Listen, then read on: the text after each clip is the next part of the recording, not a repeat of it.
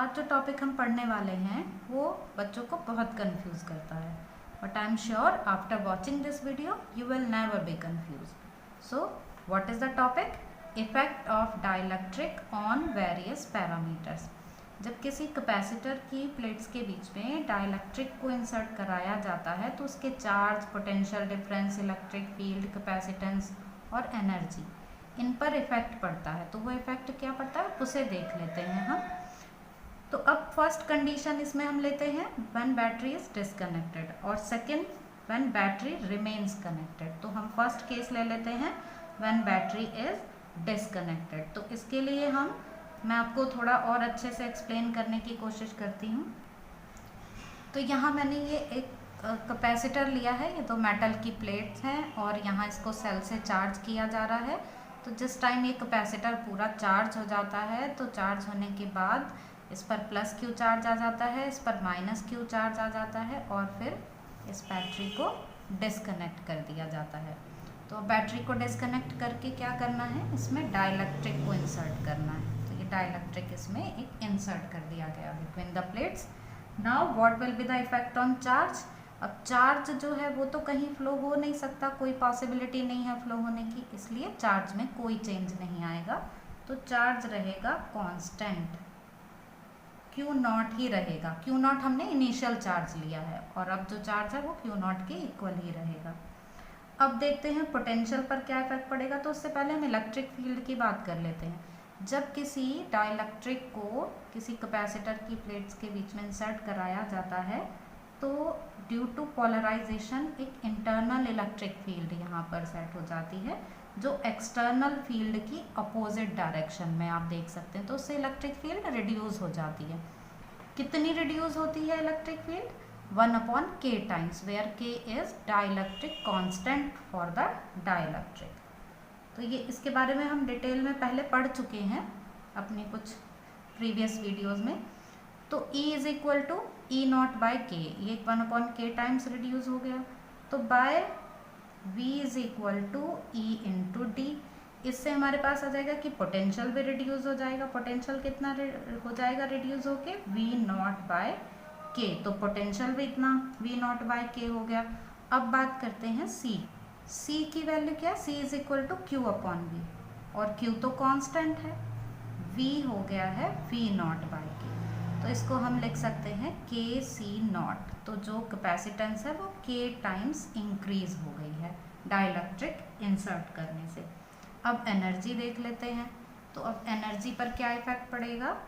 U is equal to half QV formula ले रहे हैं.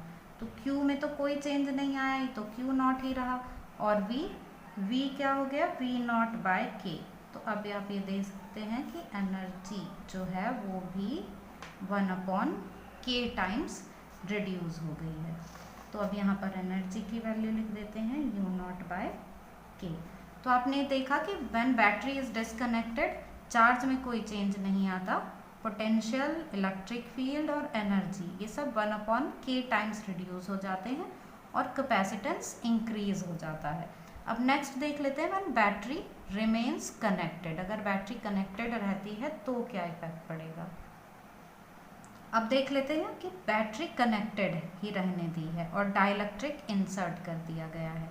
तो डाइलेक्ट्रिक को इंसर्ट करते ही इलेक्ट्रिक फील्ड डिक्रीज होगी और पोटेंशियल भी डिक्रीज हो जाएगा. लेकिन क्या होगा कि चार्ज का फ्लो अब पॉसिबल है. तो चार्ज फ्लो होता रहेगा जब तक कि फिर से जो प्लेट्स के बीच में पोटेंशियल डिफरेंस है वो सेल के पोटेंशियल डिफरेंस के इक्वल नहीं हो जाता. और जब इक्वल हो जाएगा तो उसके बाद ये कांस्टेंट हो जाएगा. तो जो V है पोटेंशियल डिफरेंस वो कांस्टेंट हो जाएगा. तो पोटेंशियल हो गया कांस्टेंट, जो इनिशियल था वही रहेगा. ठीक है, सेल का जितना पोटेंशियल डिफरेंस था उतने पर ही आकर ये कांस्टेंट हो जाएगा. V कांस्टेंट है इसलिए E भी कांस्टेंट हो जाएगा.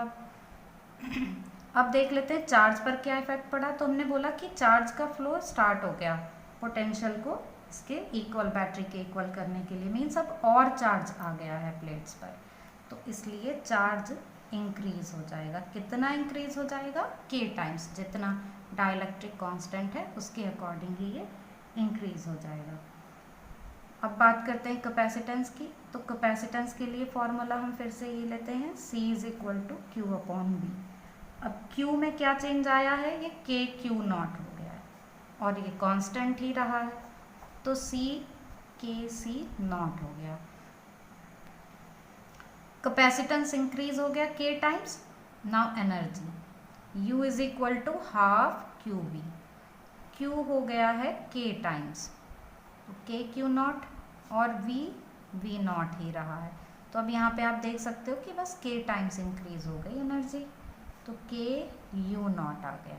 अब एक बार हम ये पूरी टेबल कंपेयर कर सकते हैं कि जब बैटरी डिस्कनेक्टेड है तो उस टाइम पर चार्ज में कोई चेंज नहीं आ रहा है, लेकिन पोटेंशियल, इलेक्ट्रिक फील्ड और एनर्जी ये 1/k टाइम्स रिड्यूस हो जा रही हैं और कैपेसिटेंस k टाइम्स इंक्रीज हो जा रहा है। और जब बैटरी को कनेक्टेड रखते हैं तो चार्ज k टाइम्स इंक्रीज हो जाता है, V और E कांस्टेंट रहते हैं, कैपेसिटेंस इस बार भी इंक्रीज हो रहा है। तो डाइलेक्ट्रिक इंसर्ट करने से कैपेसिटेंस तो इंक्रीज होता ही है। यहाँ एनर्जी पर क्या इफेक्ट है, यहाँ एनर्जी भी k टाइम्स इंक्रीज हो जाती है व्हेन बैटरी रिमेन्स कनेक्टेड। तो आई होप कि ये टेबल आपको अच्छे से समझ में आ गई होगी। ये आपके न्यूमेरिकल्स और कॉन्सेप्चुअल क्वेश्चन के लिए बहुत इम्पॉर्टेंट है, बहुत हेल्प करेगी आपको। बच्चों हम कुछ इम्पॉर्टेंट पॉइंट्स देख तो रिवाइज कर लेते हैं एक बार पूरा capacitor and capacitance topic. First, what is capacitor? When two conductors are separated by some insulator, this arrangement is called capacitor. Next point है कि जब किसी कैपेसिटर को किसी बैटरी से चार्ज किया जाता है तो कैपेसिटर के बीच में भी वही पोटेंशियल आ जाता है जो बैटरी के लिए पोटेंशियल डिफरेंस है, मींस V दोनों का सेम होने तक ये चार्ज होता रहता है। अब इसमें एक बात और ध्यान रखनी है बच्चों कि ऐसा नहीं है कितने भी वोल्ट की बैटरी लगा दे तो उतने ही वोल्ट यहाँ पर आ जाएंगे। ये एक लिमिट होती है कि कहाँ तक कैपेसिटर चार्ज हो सकता है। ये dielectric strength, dielectric constant in पर डिपेंड करता है। तो अब नेक्स्ट फॉर्मूला देख लेते हैं, C is equal to Q upon V and for parallel plate capacitor A epsilon naught upon D. तो जो कैपेसिटेंस है वो डिपेंड करती है शेप, साइज, कॉन्फ़िगरेशन पर प्लेट्स की, और उनके बीच में क्या मीडियम है, मीन्स डाइलेक्ट्रिक पर डिपेंड करती है। कैपेसिटर में एनर्जी स्टोर हो गई, कितनी एनर्जी स्टोर होती है उसके लिए हमने ये 3 फॉर्मूले डिराइव किए थे, तो ये वो 3 फॉर्मूले हैं। नेक्स्ट, इनका कैपेसिटर का कॉम्बिनेशन भी होता है, तो सीरीज और पैरेलल 2 कॉम्बिनेशन है, उनके लिए फॉर्मूले ये हमने ये भी डिराइव किए थे, तो आपको ये समझ में आ गए होंगे अच्छे से। Last but not the least point कि जब किसी कैपेसिटर को चार्ज किया जाता है किसी बैटरी से तो 50% ऑफ एनर्जी इज़ लॉस्ट, तो 50% एनर्जी हीट की फॉर्म में उसका लॉस हो जाता है। तो अब मैंने ये पूरी कोशिश की है कि आपको कैपेसिटर और कैपेसिटेंस टॉपिक अच्छे से समझ में आ गया होगा, पर अगर फिर भी नहीं समझ में आया होगा तो आपके जो भी डाउट्स हैं आप पूछ सकते हैं। Thank you.